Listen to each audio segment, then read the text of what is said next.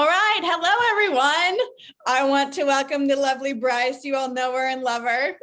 I'm pretty sure most of my followers are your followers or subscribers. So I just wanted to have Brice on today just to kind of do a little bit of like a video on her backstory, because I feel like, you know, we're all focused on what's going on in the world and everything right now. And I think it's just like really important to like know who you're talking to.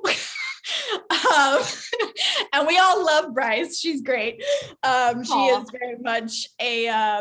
very much a pivotal person in my journey in YouTube, especially. And even like with my clothing line, girl, like you've been my best supporter. Listen, all I wear is your shirt. Really all I wear now.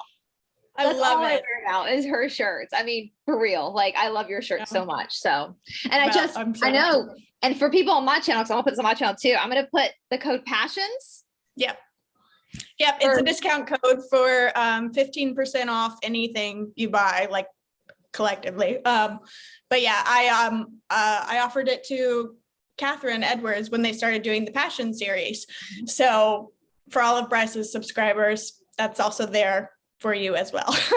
But yeah, so yeah, you've been super monumental in my shop, and you know, just in general, like, no, it's great. It's awesome to be able to like actually like promote something that you really love. Like that's the best. It's my friend's shop too. That so, too. We're sisters from different misters and mothers, but you know. Okay, many lifetimes together, it's fine. Probably, I'm sure. But yeah, so I just kind of wanted to like start off and ask you like I'm curious to know who you were like as a teenager. I just find that super interesting to like hear people's backstory. And I like to see other people's point of views of like who they were as opposed to like who you are now. You know, it's interesting because I think the core of who we are never really changes. Yeah.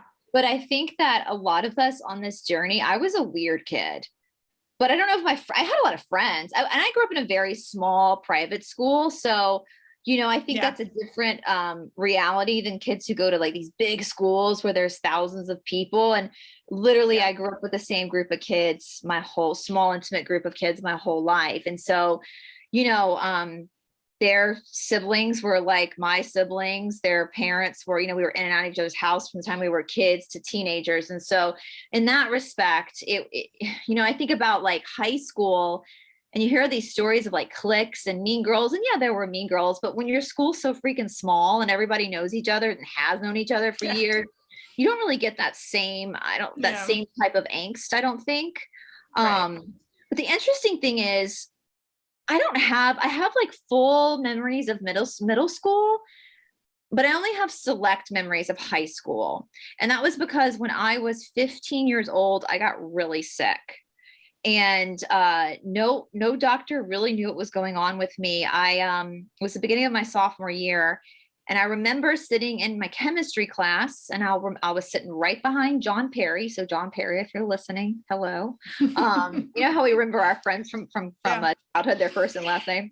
I remember what I had on, what I was wearing. And I was sitting in my chemistry class, and I hate science. I'm not a math science person. I'm always go figure. English, philosophy, literature is my thing. History, my storytelling. Thing. Yeah, storytelling. So did not enjoy the chemistry, but I was sitting in chemistry class, and all of a sudden I felt like the area around me just whoosh, like everything just changed. And all of a sudden everything looked like I was in like a fishbowl. And all of a sudden I got really, really tired.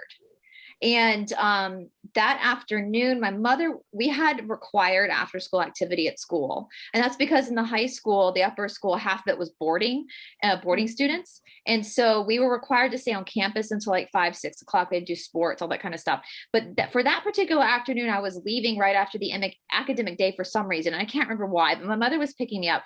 And I remember I got in the car. My mother was like, something doesn't look right. Are you okay? And I was like, I just feel really tired. Well, a few days keep going by, and I'm getting more and more tired. And I was running cross country at the time. And my coaches and my my parents decided that I wasn't going to run for a while. I would just watch the meets, and because something was going on. And I'll never forget, we were running against Westminster, which is another private school here in Atlanta, one of our biggest competitors for everything, two private schools. And we were at the meet, and my best friend was the manager, and the meet was being set up, but I literally had so little energy that I remember sitting on the ground outside. And Liz, you're from the South. Like, it's hot as hell in September, October. Like, it's hot here. And there are bugs and insects everywhere. And I remember watching this bug like crawl up my leg and not even having any energy to like take it off my leg. And we got back to our school. Our parents came to pick us up. And my mother was like, okay, you're going to sleep in that day. We're going to take you half day. Something's going on. We're going to let you sleep in. So I did. And I got up that morning and I was in the shower. And I remember there was this big lump under my armpit, like a golf ball. And I ran out of the shower. I thought I had like breast cancer at 15. Like I was like, what is this? Yeah. My dad was at home. He took me to my mother and she felt it. They took me to the doctor. It was my lymph node was swollen. And so I ended up staying the rest of the day at home. Well, the next morning I had this armpit swollen, and all not from it was from my body down. Like all these lymph nodes started to swell up. And I kept getting weaker and weaker and weaker. Well, at that point, because I was at a private school, by the grace of God, my parents had a meeting with my teacher and the headmaster, and my teachers basically just sent my work home. And so I started doing, before Zoom was around, this was before any of that. So I was literally doing my homework from the sofa at my parents' house. Well, my health kept getting worse and worse and worse and worse. My body temperature dropped to like 92, which my body temperature rests at like 96 anyway. I have low body temperature, but, and then the strangest thing happened is I started waking up with these like scratch marks all over me, which I just showed you a picture from the day before. It was like literally all over my body. It would be every morning. And my mother was starting to freak out about it. She'd take me to the doctor and they'd be like, oh, she's scratching herself. My mother was like, no, she's not. In the meantime, I was having spinal taps. I was tested for everything, diabetes. Like they literally were testing me for everything. I went to an infectious disease doctor, which most of those doctors deal with AIDS patients. I think they were kind of relieved to have a 15-year-old girl. No one could figure out what was going on. All the tests they ran came back negative for everything under the sun. And then with the scratch marks, my mother would sit up and watch me at night, and they would just appear. These scratch marks would just appear. I would be laying on my bed at night, and all of a sudden I wouldn't be able to like move my arms and my legs. I'd start screaming. My parents would have to come and literally like punch my arms to get movement back. They tried everything, putting magnets under my mattress, all sorts of stuff. And then it got really bad when the scratch marks started to appear in my eyes. And at that point, the doctor saw that. I remember the doctor was like, I don't know what this is. She's obviously not doing this. Yeah. Nothing ever came of it. I just got better. Eventually just got better. But it was so traumatic that I think as I got into my 20s through school, moving out I lived in Los Angeles as well, I kind of like tried to ignore it.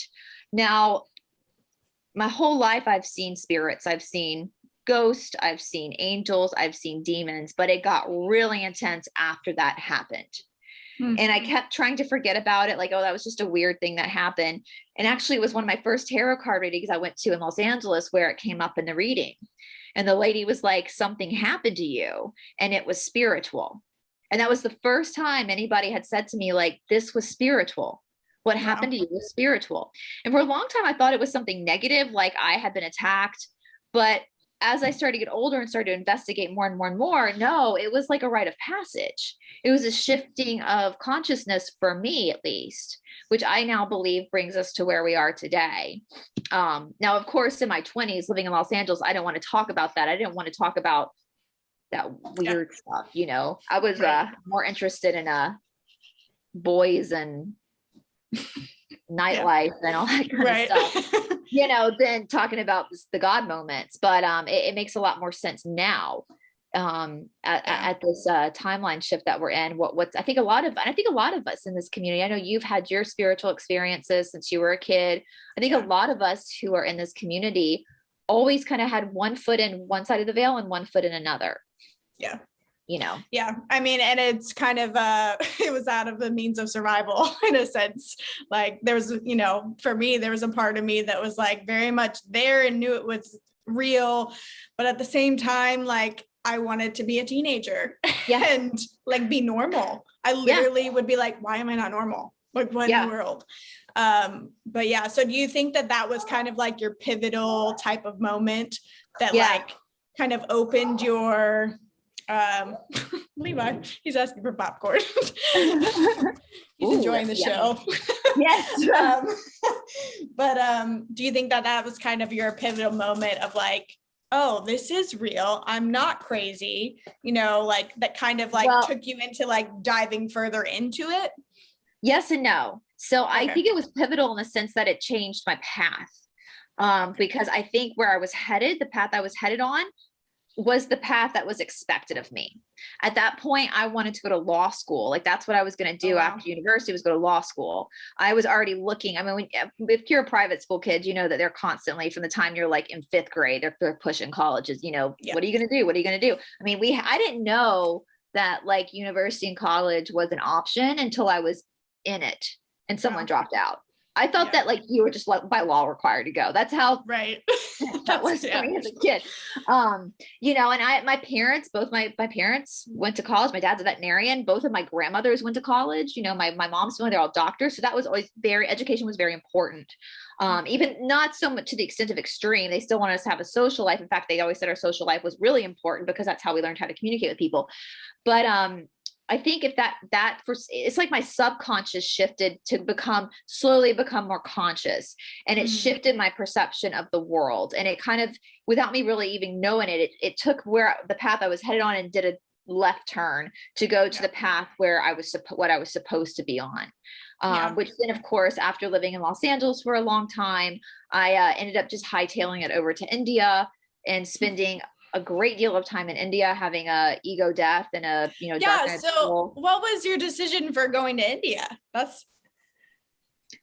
was sitting in the attic of my friend's house going through artwork, and a voice told me, go to India and study yoga. And so I did. Nice. That's I love that. How weird is that? That's basically what happens. I get this voice that I've had since I was a kid, and it's a very distinct voice, and it tells me to do things. And it's never violent. It's never like bad things. So don't even commenting that. It's always like, this is what you have to do now. It's the same Mary Magdalene voice I had when I was 16 years old. I kept getting the name Mary Magdalene stuck in my head. And as I said, say in my Magdalene series. So I knew that was a foreshadowing into, now looking back, that was a foreshadow into the missing book series I've been doing, which that was the voice too. I was live on David Zublick's show, and the voice told me, read the missing books of the Bible. And I just said to David live, do you want to read through the missing books of the Bible? And he was like, yes, let's do it. And I was like, okay. And that led us down that journey. So a voice in my head said, go to India and study yoga. That's that divine feminine intuition thing. I literally just made a video today about that for on my show. I was like, it's like, you know, it's like that thing that just kind of tells you, oh, maybe you should go this way. And you're like, oh, okay. It's very gentle too. And I think I even said to my friend, if that particular friend is watching right now, I think I even looked up and said, I think I have to go to India and study yoga. Like it was just random. Like we were going through art and I was like, I think I have to go to India and study yoga now. Like, that's awesome. I love that because that's very similar to mine, because it was go to Africa, and I was like, why in the world would I go to Africa? And I was like so against the like missionary thing of like, I don't feel called to Africa, like what the heck. And then I ended up meeting my husband. Literally the voice was telling you go to Africa. Yep, the voice was like, let me give you a different dream. And I was like, okay, go to Africa. I was like, whatever, I'll travel, might as well. And I did. And I met my husband and started this whole completely different direction of life. And I feel like that's what happened with you, because obviously your times in India are like, you know, you talk about him a lot because I mean, that's where yoga started for you and, you know, all that. Like, I was already practicing before I went. In fact, the school that I go to, my school that I'm authorized through, you have to have letters of recommend. It's very hard to get into. And like when registration opens, they open it at midnight at a particular date in India for this school, and about 2,000 applications will go through in the first 5 minutes, and only like 200 people get accepted. And so the fact that I got accepted to begin with is pretty awesome and very divine. And it's funny. I was actually talking to Catherine about this today. It's interesting because in the spiritual world, especially with spiritual disciplines and practices, you have to have a teacher. You have to. And it's because we all have blind spots. And I am a teacher for some people, but I also have a teacher myself. And so and that also helps check your ego. If you have an ego, the ego is the false sense of self, false sense of reality. Egos are fragile. Egos can't take criticism. Egos can't take the dark night of the soul. The dark night of the soul is what crushes the ego. There's a difference between confidence and ego. Like I said this with Stephanie today, which a video that's going to air on Monday. We think about like Mr. T. Like everybody thinks he has an ego. He doesn't have an ego. If he had an ego, he wouldn't be doing what he's doing, because holy shit, look what he's been through. Yeah, it's not about him. Yeah, he's got confidence in what he's doing. It's not the ego. And so when we're living in that false sense of image, that false sense of reality, which is the ego, then we're not spiritually attuned at all. That's when we can be deceived. That's when we lack discernment. That's when we're not connecting with our intuition, all that kind of stuff. And if we allow that to shatter, which is hard, that's not easy to do. I mean, I literally had to go to freaking India in order for it to happen. Just I had to go to Africa. Yeah, like I literally had to like go sit in a corner in another country in a situation where, it's one thing if it was like going to Europe or like Canada or Australia, which Australia is one of my favorite countries in the whole wide world. It would be easy because it's a lot like our lives here. Like there's not a lot of discomfort. But when you're in a culture that's so vastly different from your own, even that shatters your ego. Even that brings you to a place of being uncomfortable. And that's what I tell my students all the time that come into my courses, because part of my job teaching, I have to like break their false ideas about yoga. That's the first thing I have to do is like, be like, whatever you learned in that vinyasa flow class, forget it. Because 99% of the yoga you see is not actually yoga. Yeah. It's not. Yeah.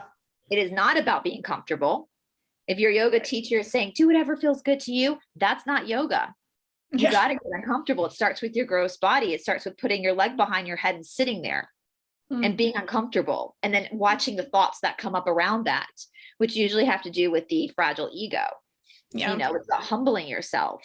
And we're in this world of like comfort, mass comfort. And it's so strange because like, even when I've talked about detox and stuff on my channel, I'm just like, people are like that, or like have mentioned like tools that people can use to like release fascia and like all that stuff. They're like, that's so painful. I'm like, yeah, it's not going to be comfortable. This isn't going to be comfortable. Like you can't like, change if you don't change. Right. Like what change comes out of you, like sitting on your couch or like laying in your bed, like absolutely there's no nothing. Magic pill. There's literally no magic pill. It's hard work and it's scary. It can be very, very scary. It can be very daunting, but when you're able to come to that place of vulnerability and humility, that's when the real magic happens. Right. And that's one thing I'm grateful for this practice that I do, the lineage that I practice. It's so physically challenging that everyone gets their ass handed to them. And so the first level of that is having the beautiful practice. And I myself, I'm pretty athletic. I'm pretty coordinated. I'm not competitive, but that never was super hard for me. But this practice brings you to a place of literally crushing you to the point where if you're going to be humbled at some point. And when that happens, you can find that vulnerability. And when you find that vulnerability, then you can move forward in understanding who you truly are. And what's funny is like, I totally 100% agree with that because, I was very much a type of person that didn't like being uncomfortable with anything. And then I kind of like started to do uncomfortable things, and then I got addicted to essentially doing the uncomfortable things and seeing the change that actually happened when I put myself out there and like let myself fail or let myself be in pain. Like it's so funny because I have such a switched mindset now from it. And I feel like that's the kind of mindset you need to like, to heal and to grow and to actually be of service in this world, basically. Yeah, because you got to get rid of that ego. That's really the thing that has to go. It has to go. And I feel like the new world we're going into, there's no room for that. Yeah. Because it's a false sense of self. It's dense. We're going to a lighter density. So it has to go. You have to figure out who you really are, because the ego is not who you really are. It's an illusion. It's look at long distance runners, like marathon runners. Yeah. It's one of the most uncomfortable things you can do.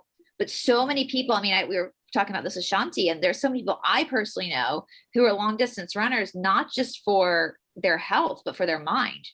Yeah. Because it brings them to that place of because when the ego is active, there's panic, there's fear, there's obsessiveness, there's aggressiveness. But when there is no ego, there's calmness, there's allowing. And when there's ego, that means that there's no trusting in the universe. Yeah. Right. Or God, source. Right. Because. Yeah. I watched a great video yesterday about ego, and it was this lady asking a question of like, is there really a difference between my ego and my soul? And the guy was like, yes, absolutely. Yeah. And the reason why it's a problem is because you're putting your ego in the place that your soul should be. I was like, yes, that's exactly it. Like, it doesn't want to do the job that you're making it do. And when it does, it's afraid of everything.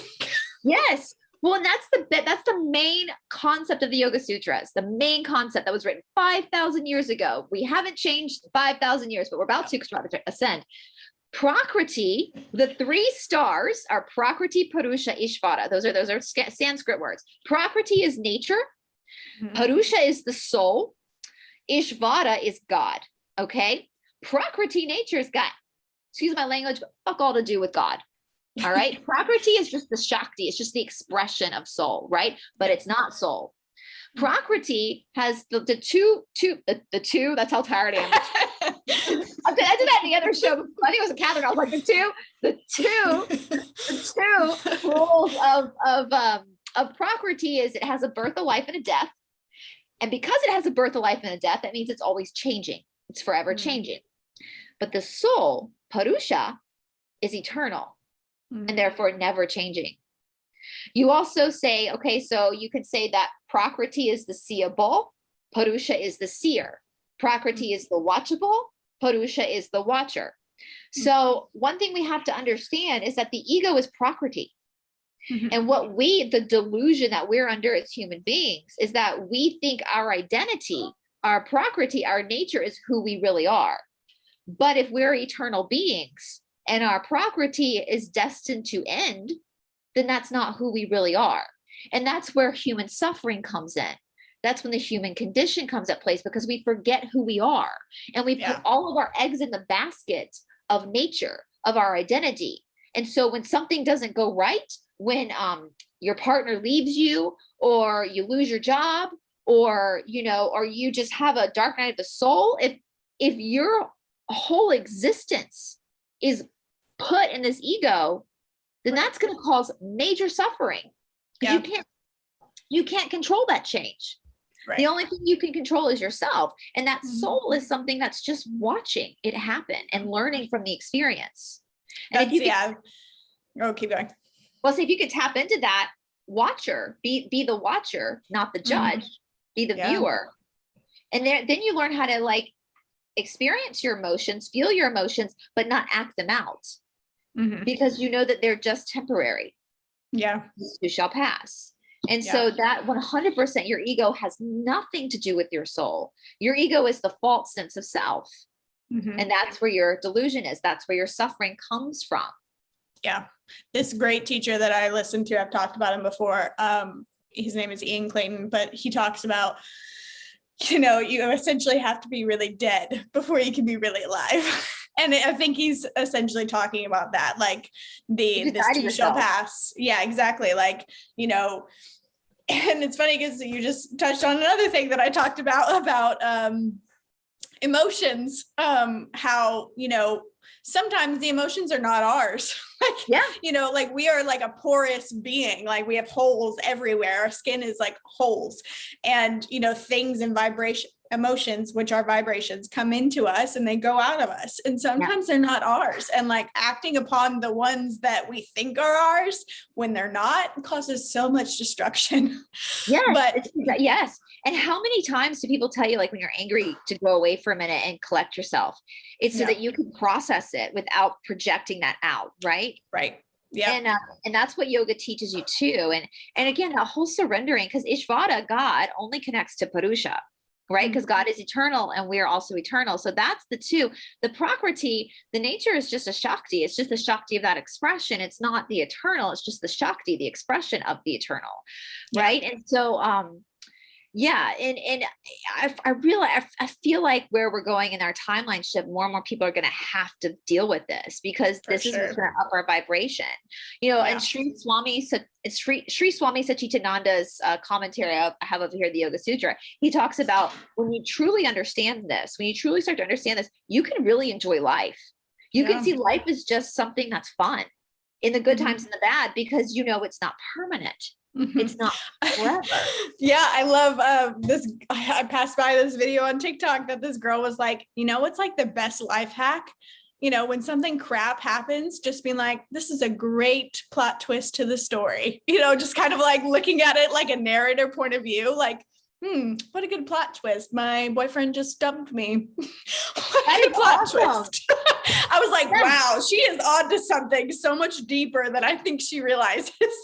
Well, it's too, we talk about triggers. Like right now, the narrative is don't trigger people. Yes, do trigger people, because that's how you're going to grow and learn. Triggers are a slingshot. That's what triggers me is not going to trigger Liz. What triggers people watching isn't going to, that's unique to your patterning. And we all have these particular patterns. So when I feel triggered by something, my responsibility as a human being, as an evolved spiritual soul, is to go, interesting. Yeah. When that person said that, it made me feel this way. Why is that? Because I'm sure that person didn't mean it that way, but why am I reacting?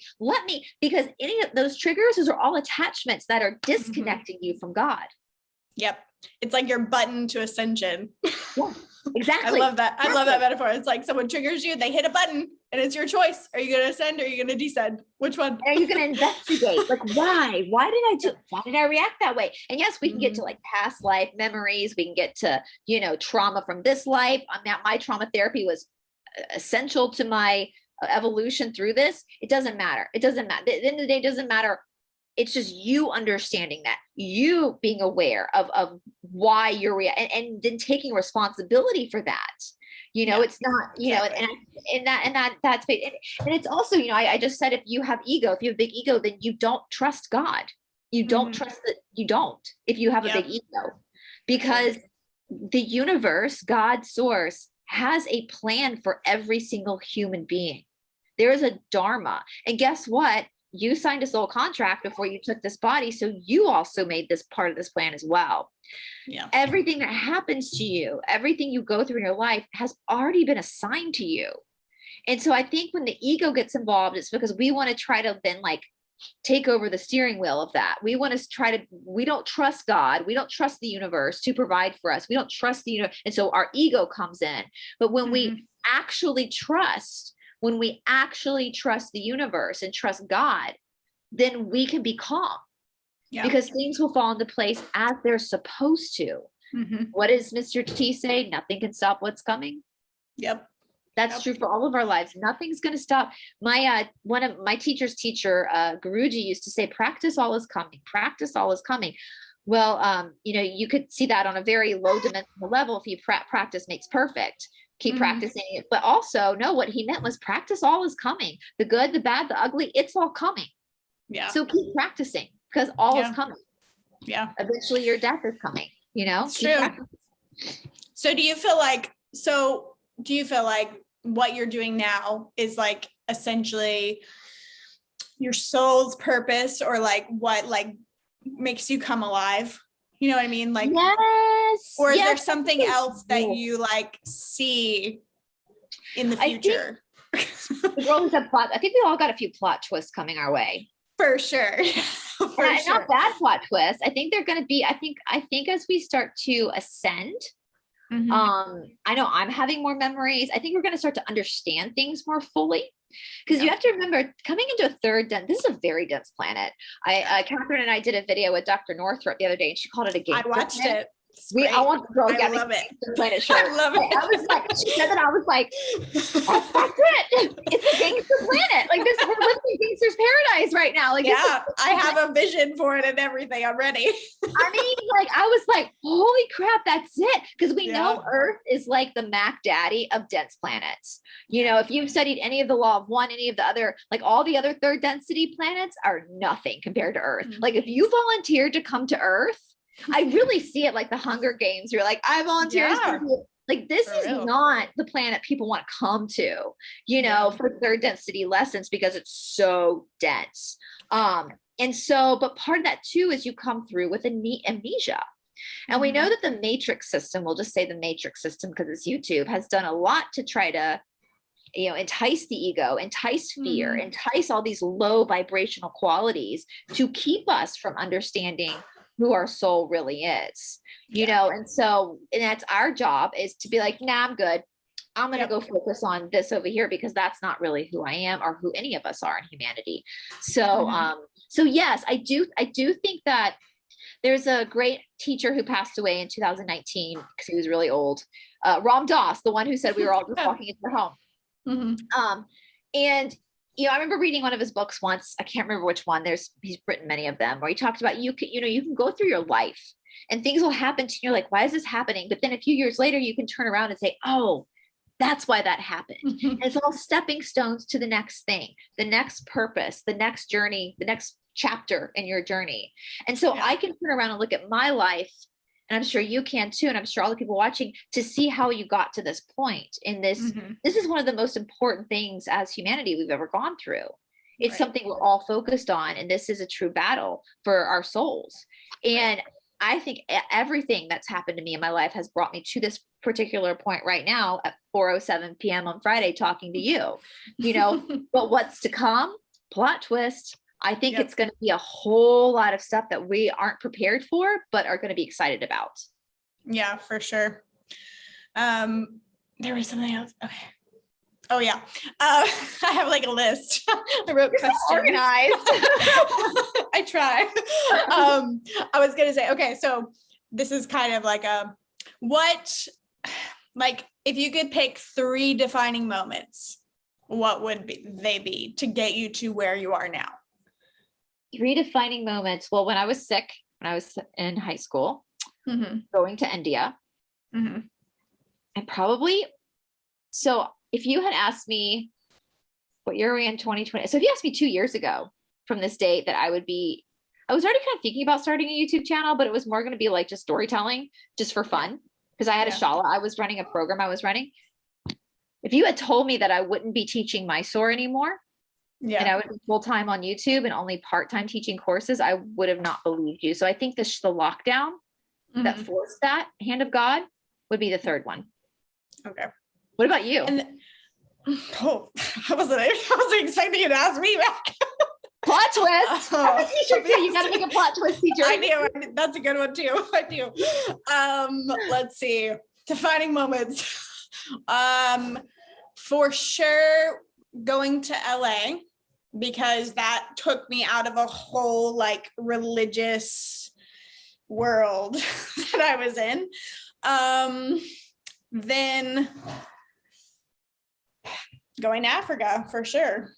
And then the birth of my son, 100%, which he will be too on the 22nd. What's the date? 18th? Yep. He'll be 2 on Tuesday. Birthday. that big astrological day.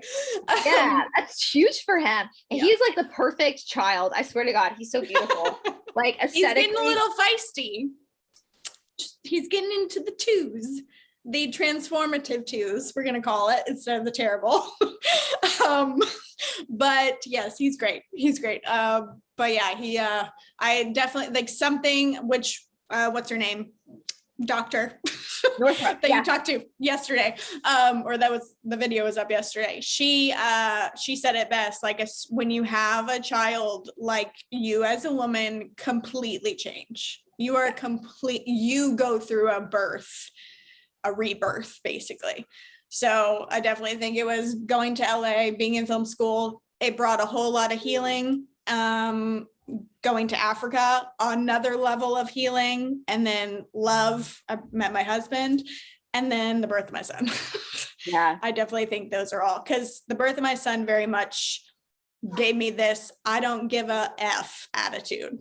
Like, I'm gonna do what I want to do. Like, no one can tell me differently. Like, not in a rebellious way, but like I know who I am kind of way. Like, and I know my body, and this is my baby. I freaking created a child. I created a human. Like, are you a portal? I don't think so.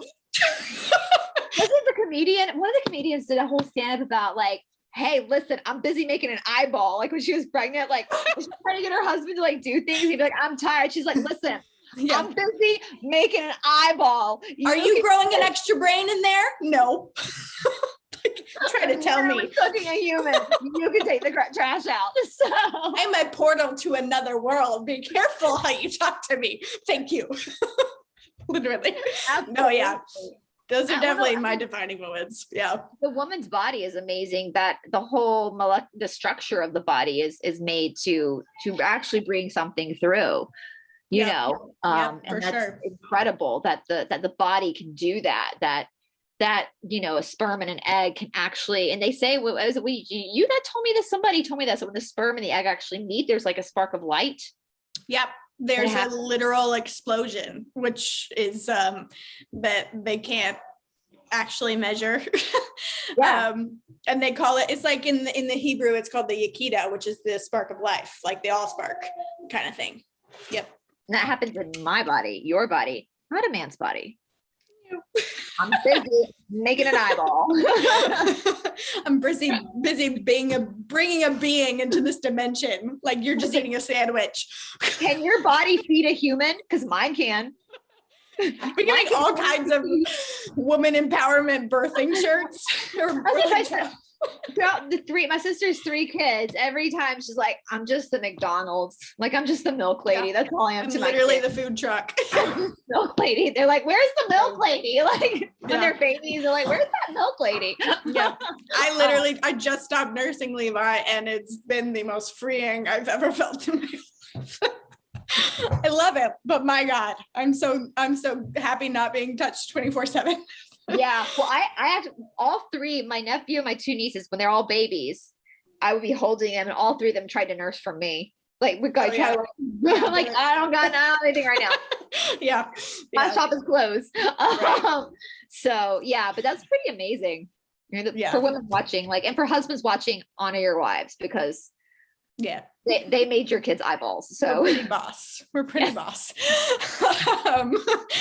Okay. So who are the most inspiring people that you can do like 3 that you don't know, like people you've read about or in the past, and then 3 people you know? That's a really good question. I feel like this says so much about people when they answer this. That's why I love this question. The first person who comes to my mind is Mary Magdalene. And I don't know if I can say I know her or I don't know her, because I feel like I know her. And she's like in the in-between. Yeah. I've had all these orbs around me, and I have so many people saying, oh, it's me. I can feel it. It's Mary Magdalene. I feel like she's the one doing the series on my channel. I'm just the conduit. Yeah. So I feel like she's, and the fact that she came into my head at 16 before I even really cared. I feel like she's been very pivotal in my life. Someone that I knew, like literally knew, would be my dad's father. My grandfather, Ed Watson, he had a near-death experience when he was in his 40s before I was born. So I only knew him post after all this happened, but he always had this like certainty about him. He didn't fear death. Yeah. And he was so integral with everything. And he was like 6'5". So he was like this huge man that just, you know, larger than life, but he was so integral and he had so much character. Another person, probably my dad's mom. And my dad's parents growing up, we didn't see them as much as my mom's family, but my grandmother, Marianne, who just recently passed away in October, she was kind of the original black sheep. Yeah. I think she kind of paved the way for me. because both of my families are very traditional. And she grew up in South Georgia on a dairy farm. And I asked her once, because she tried to teach me to meditate when I was like 8 years old. And I asked her once, I was like, Grandma, how did you learn how to meditate? Like, what did you grew up in South Georgia, like in the 30s and 40s? Like, who was teaching meditation? She goes, well, growing up in South Georgia, it was so damn hot. All we had to do was just sit out there and stare at something. Like we couldn't do anything else. It's just so damn hot. Yeah.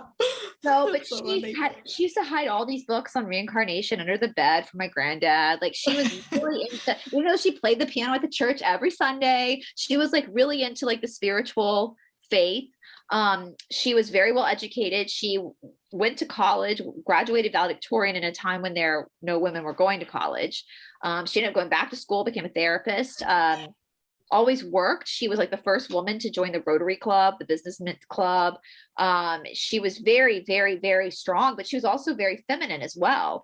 And I think she kind of, maybe through osmosis as well, kind of inspired me a lot in my journey. And I think, when I started going off to India, a lot of my family were like, that's why is she doing this? And my grandmother was very supportive of that, of me doing that. And I often think maybe that's something she would have done if she were younger and had those opportunities. If it was socially acceptable for her, which it wasn't when she was my age, so.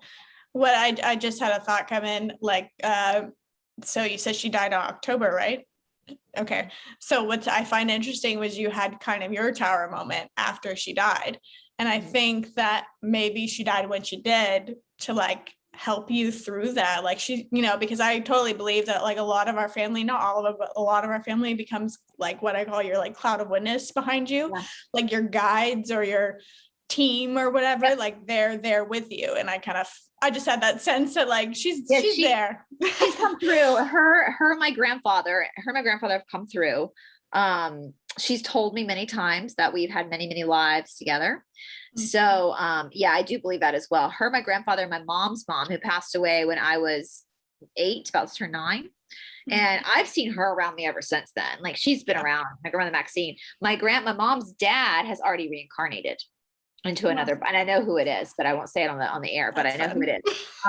So he's already back in a body. And it's so funny because the person it turns out he is, I always suspected, it's one of my cousins. I always suspected that was him because I was the only grandchild that really got to know my grandfather on that side before he passed away. I was like, your granddad, like that. So, but so the three of them, they've come through in channelings a lot these past few months, very much so. So I think they are very much around on the other side, helping in this moment, for sure. More dead people. Let's see, or people I didn't know. Dead people. It's hard because our history now is so freaking manipulated that it's hard to look back and say, I don't know if that person. Well, I just figured since you've done all the missing books and whatnot, I figured you might have had a few that like you've read about like that. Well, Yasha was very fascinating to me now because Jesus wasn't his name. Not his name. And I know I've been saying this more. I've been more comfortable saying this more and more and more, but I'm finding my research. He was never crucified. That's satanic. That was a satanic ritual that they tried to loop us into. And so I've been really researching who Yahshua really, the Christ really was. And of course, on that note, the like never crucified, I find it interesting that like a lot of Christians, especially like really religious ones, they focus on his death, but he didn't die. Because how do we measure death? Your body is dead. He didn't die. Like he's still alive. Like, and that's one of those things that like, even if he was or wasn't crucified, like he's not dead. And the drinking of the blood, the communion, like that's all what they do at that campsite. I'm not gonna say the name of it, in California. That's what they do on those islands in the tunnels. Right.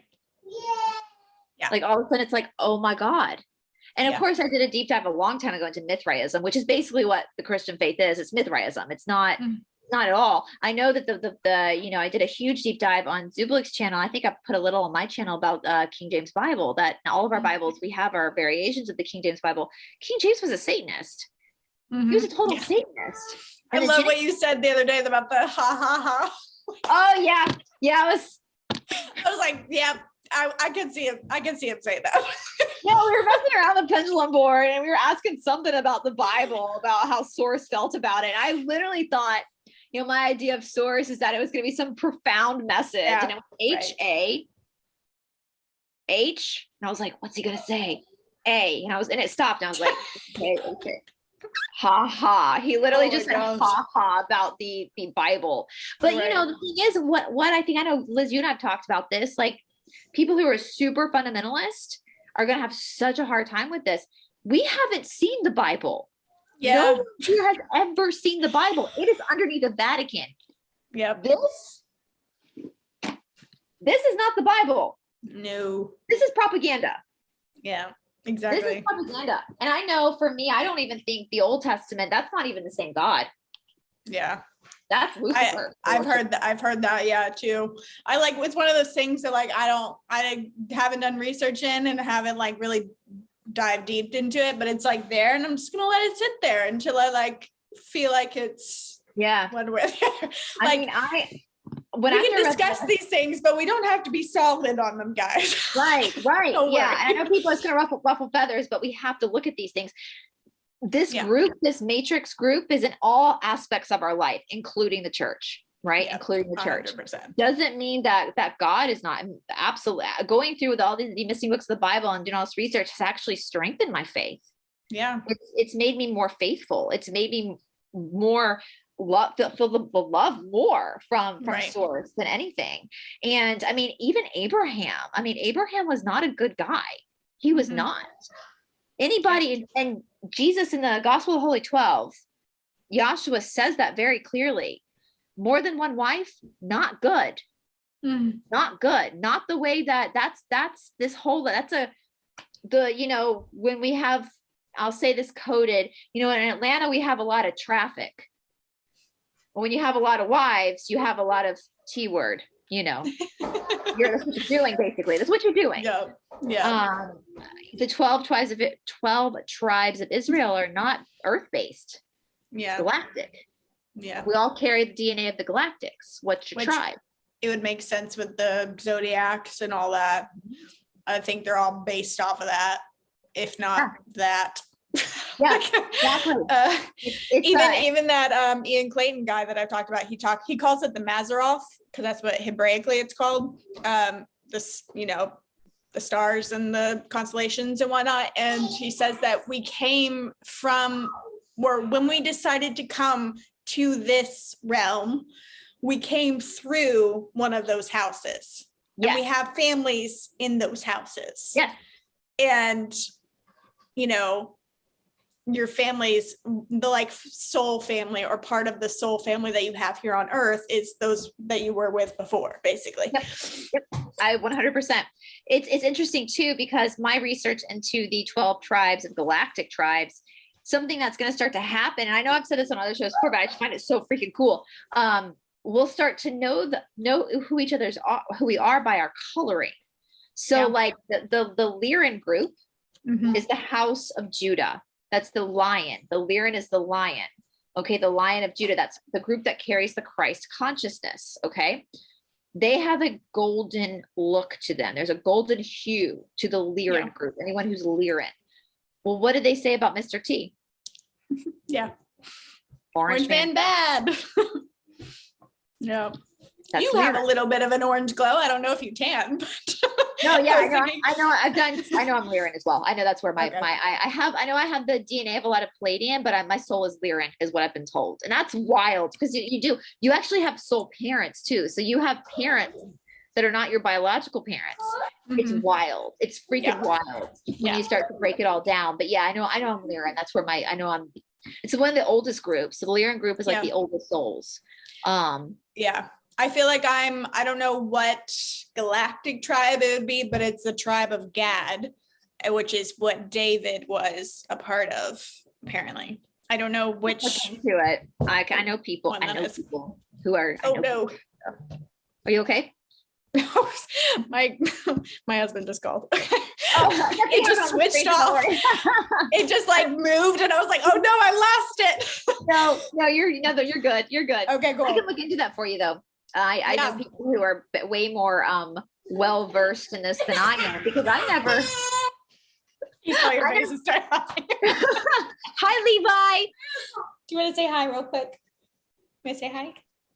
I guess I'll just point it down. Do you know that out of all the male disciples, Levi was the one who protected Mary Magdalene the most? Oh, really? That's cool. He respected her because she was Yahshua's chosen companion. And so he respected her. Even the other disciples did not, because she was a woman. Levi did. Levi protected her. Yeah, he is my little protector. I call him my bodyguard. I always wanted a brother. I always wanted an older brother. That was the thing. I'm the oldest, but I always wanted an older brother because I thought it was so cool that my girlfriends who had older brothers. Yeah, me too. They would like body slam each other at their houses. My sister and I would just play Barbies together, but their older brothers would like protect their sisters. But Lord have mercy, they would get body slammed all the time. I mean, my niece, Jacqueline, Charlie, I mean, May's a baby still, but Charlie, my nephew, he'll body slam Jacqueline. And Jacqueline will just be standing there and he'll body slam her. She'll just take it. Like, he's laughing. Takes the body slam. Oh, there's a handsome face. You're so he's looking like a little boy now. I know, it's crazy. Very handsome. He picked out his outfit today. He's real proud of it. Let me see. You're a little Vogue model. You did a good job. I like your polo on. Very stylish. Loud boy. That's okay. I think my third person, the third person, Yahshua Mary, that I never met would have been Ram Dass, the one that I quote a lot. He was very influential in my life. Like reading all of his books really changed me. Again, he's the one that kept saying, we're all just walking each other home. We're all just walking each other home. I highly suggest, if anybody's more interested in yoga philosophy, but don't necessarily want to go deep into like the Yoga Sutras yet, Ram Dass's books are really good, especially Polishing the Mirror by Ram Dass. Really, really good. He explains, he's the one that gets like when something triggers you, instead of getting triggered or acting it out, just say, oh, interesting. That's where I got that from, was Ram Dass. Yeah. This book, his commentary on the Bhagavad Gita is one of the best commentaries ever. I've reread this thing so many times. You can actually see in it where I've like taken notes and how old it is. He is literally one of the probably most pivotal teachers of the, I would say 20th century, even though he died in the 21st century. He was in his 80s when he passed away, but he left, like he exited right before it turned into a shit show with the, he's like, he was like, I'm done. Good. My work's done. I'm out. So have fun. Yeah. So Ram Dass, like for sure, if anybody's looking, and it's easy read. He doesn't write too complicated, he was a Harvard professor before ever going off to India and becoming, his birth name was Richard Alpert. And so even though he's highly intelligent, he doesn't overwrite. He doesn't write over your head. And so if anybody's interested in understanding more Eastern philosophy, Ram Dass is a great person. I need to read that. Yeah. I like books that aren't like over, like they're not trying to prove anything by how many big words they can use. Well, that shows you his ego's gone, right? He does not got nothing to prove, right? Yeah. It is what it is. And so that's 3. What's my third? My third, probably David Grieg would be my third human being that I know. He was my original teacher, Ashtanga teacher, before I went to India. And even though I take philosophy classes and Sanskrit classes and all that stuff in India, everything I learned basically from him, because he's a brilliant teacher. He's in the Philadelphia area, and I would fly up to Philadelphia and practice with him and then come back. And he's absolutely amazing, David Grieg. So he'd probably be the third. Well, I'll end on a fun one and just say, if you had 3 wishes and you can't wish for no more wishes, what would you wish right now in this current state that you are in of your life? God, I don't know. I feel like I would wish, I guess, for like literal peace between people, like no drama.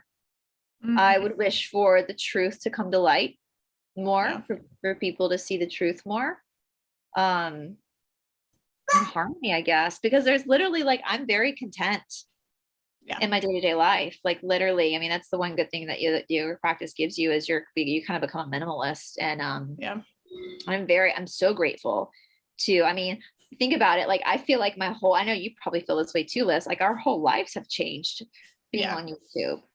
Yeah. I mean, we've got a whole new, I mean, I feel like at you, Catherine, Steph, like all these people, David Zub, like all these, Shanti down in Aquarius Rising Africa. I know I'm forgetting somebody, but all the people we've become. Taylor, yes, Taylor. I'm like, oh God, so many. Like all these people that we've, Cheryl, everybody that we've gotten to know. It's like none of these people, none of you guys would have come into my life if it wasn't for the Tower moment of 2020. Right. You know, and I'm so grateful. I'm so freaking grateful. Yeah. You know, and so, yeah. That's good. Well, I think it's a good note to end on. I asked most of them, I think maybe half of them, but it's fine. I was just trying to over prepare. Well, I have to get you back on my channel too. And would you want to come on one day with Stephanie and we do some tarot reading and stuff? Yeah. I've also really feel like I vibe with Taylor. I like her too. She's really busy right now. She's had to back away a little bit because of her quantum healing. She goes under for like 5 hours with people. So when her schedule clears, she'll be coming back on the channel again. But she's super, super swamped. So such a positive, like healer vibey type of person. And I'm like, I like you, girl. I feel like we can be friends. I'll have you over my house. Amazing. She's amazing. Taylor's amazing. So she's great. And I've watched her do some quantum healing before. She's tapped in. So yeah, I can tell. Sure. But yeah, I totally would. We can do that for sure. He's just dancing over here. I love it. He dancing. Yes. I